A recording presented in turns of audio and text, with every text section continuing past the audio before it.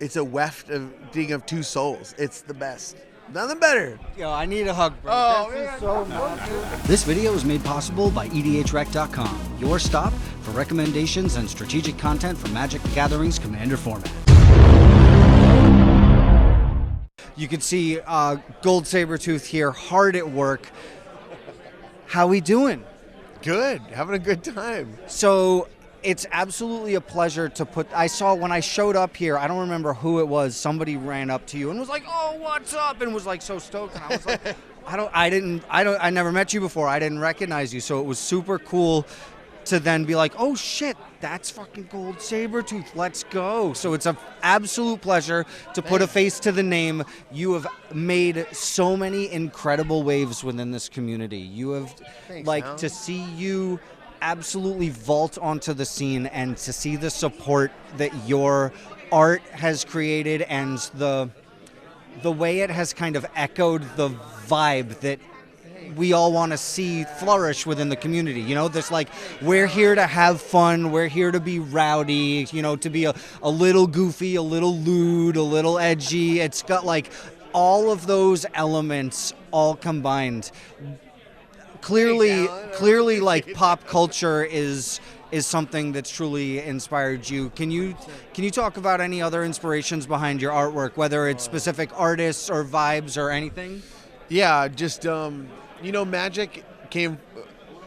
Magic, even though it's like a temporary game, and not everyone was alive when a lot of the great players I know may not have, played Magic in the 90s, but Magic is a nostalgia game. It really is a nostalgia game. It was birthed out of like a nostalgia for like D&D and like high fantasy. It's like a nostalgia game from the 90s for me. Yep. And even and I think like the art has like that kind of nostalgia baked into it, like lots of like cartoon shit. Like this one I did for some really cool folks in Seattle, and it's got like Big Bird on it, and lots of other like weird shit, and like some like Seattle Supersonics vibes, and like it's kind of got like some cat dog vibes, and like this one is like insane clown posse vibes, but just like the nostalgia plays big because Magic at its heart is like a nostalgic game, and the art is important. I think there's a lot of people that like the art was a gateway into Magic, or even gateway into certain like decks or playstyles. Yep. Certain people might have fell in love with like the art or iconic cards, and that made them like fall in love with like like certain people have like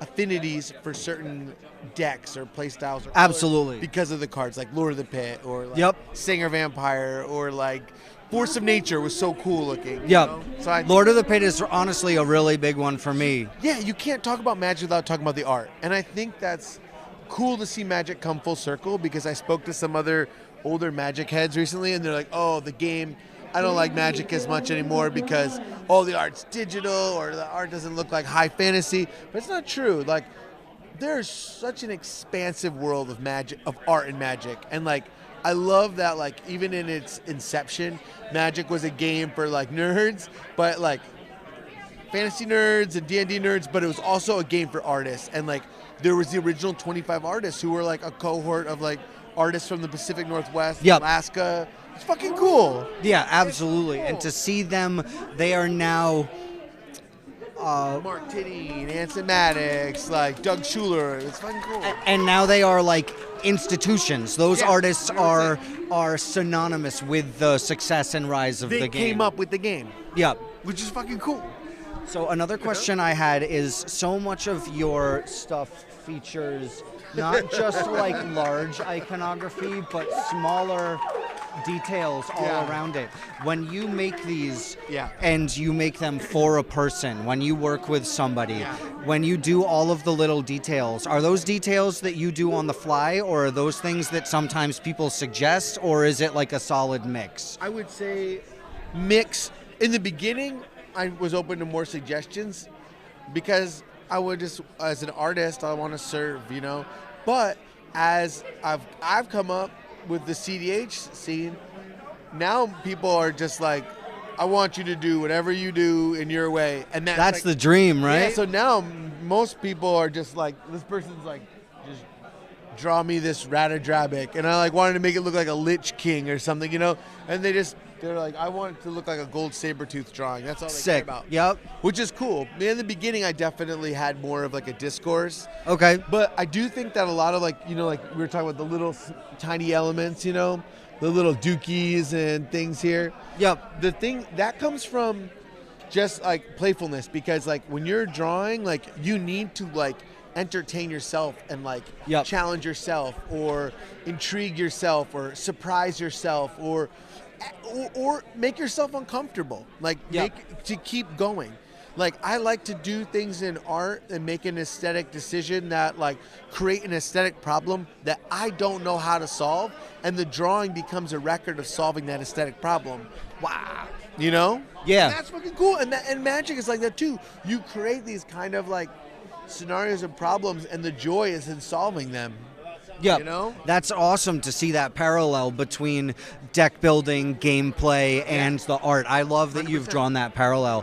To me, I get a lot of the vibe of like you said, the little details, the little funny little drawings. To me, remind me of when you see somebody who's got a sleeve of like all different 100%, flash, 100%, the little, both the big flash and then the little things that get filled in between the flash. You know, the little tiny details, as well as there was another one I was just thinking of, but it's like it really does have that kind of feel to it. So it's 100%. awesome to see. I think that's a cool analogy. I haven't heard that, but it makes sense. In fact, I was just and that also comes from the idea that like the art is going to be on the card, and the card as a card object, and wanting to really kind of fully engage the field.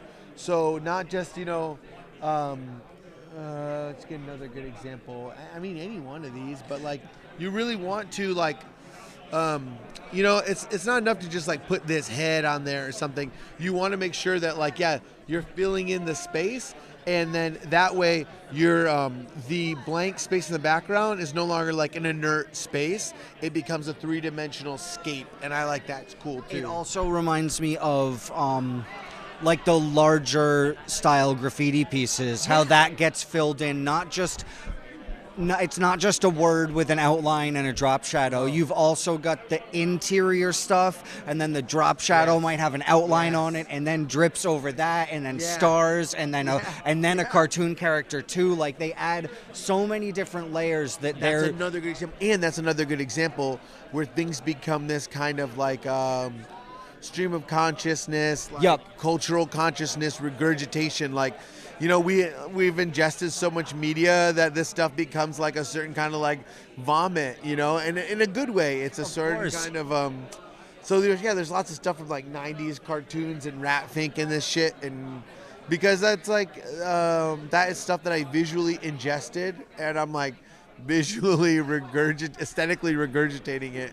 I was excited to talk to you about all this stuff because like it's so good, and it evokes so much, like you said, nostalgia and emotion from people. Yeah, absolutely. Good, me too. I was so excited, and I had no idea what this conversation was going to be, whether you were going to just be like, oh, I like cartoons, that's what I draw, or whatever. But to hear, it's bringing me so much joy to hear the intelligence that goes into this, to hear you be able to talk about the composition, the intelligence, the themes behind it, all that stuff is massive. To get too meta, but this conversation has been so nourishing to me. Exactly, so illuminating. Thanks. So thank you for the work you do, and thank you for keeping Magic fucking rad.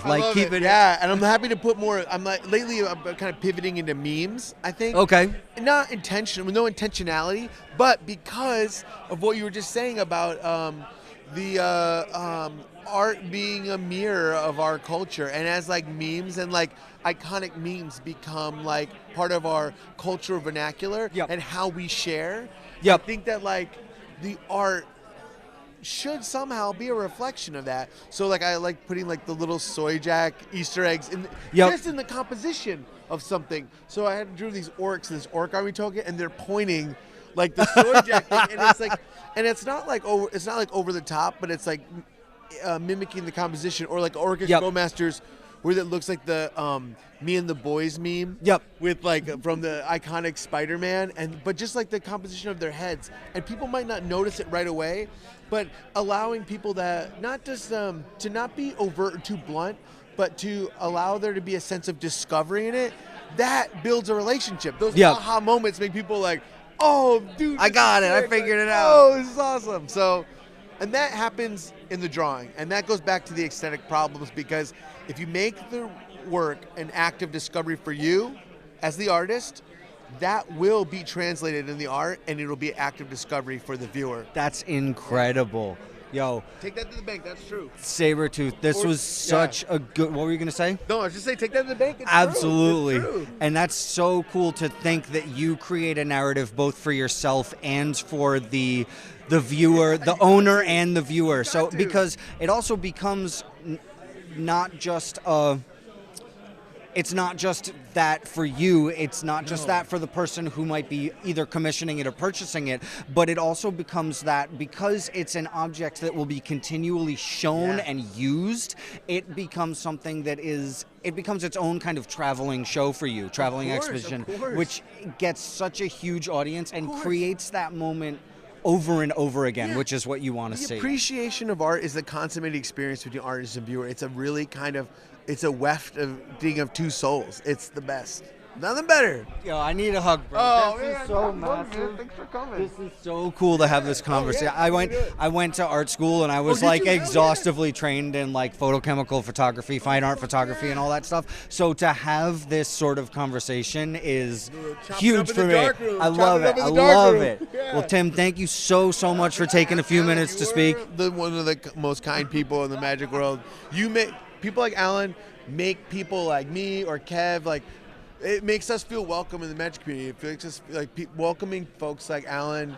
There wouldn't be the cEDH world without Alan. So thanks, Alan. That means everything. I look forward to this being Is this one of your first shows that you've done, or have you done? Number 6. Six shows? Yeah. That's amazing. Well, clearly you're making a thing of it. You're doing a really, really good job. I look forward to seeing many more, and we're all rooting for that secret layer. All right, that secret layer is on the way. It's coming. All right. All right, man. Be good.